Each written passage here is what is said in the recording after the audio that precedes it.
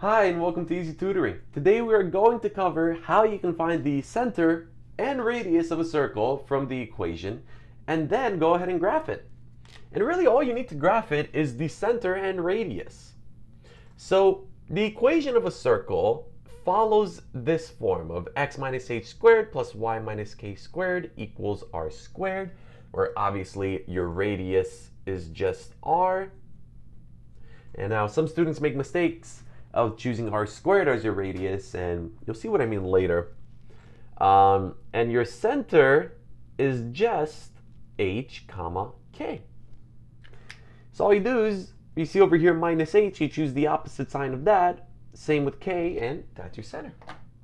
All right, so let's go ahead and pick an equation here. Let's say we have x minus 4 squared plus y minus 1 squared equals 9. Now, what I was saying earlier is that a lot of students will go ahead and say, our radius is 9. But it's not 9. You have to write this as something squared. You have to write this as 3 squared, so it follows the formula. So your r is just this without the square, so our radius here is 3.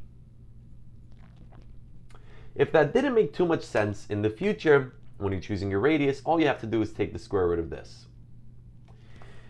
All right, so we got our radius. Now we need to find our center. So your center is just the opposite sign of this, so positive 4, comma, opposite sign of this, positive 1. So x minus h, h is 4, y minus k, k is 1. There you go. So like I said, after you find the center and the radius, that is more than enough information to actually graph this.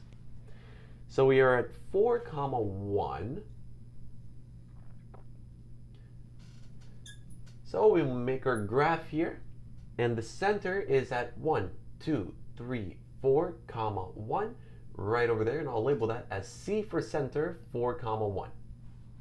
Now the radius is 3, which means that any point on the circle is 3 units away from this center. So you know that on a graph you can't count diagonally, but you can count horizontally and vertically. So we will count horizontally 3 units to the left and 3 units to the right of the center. 1, 2, 3. Over here is a point on our circle. And then we count 1, 2, 3, and over here is another point on our circle. We do the same thing vertically. We go 1, 2, 3 right over there. And we go down 1, 2, 3, 1, 2, 3.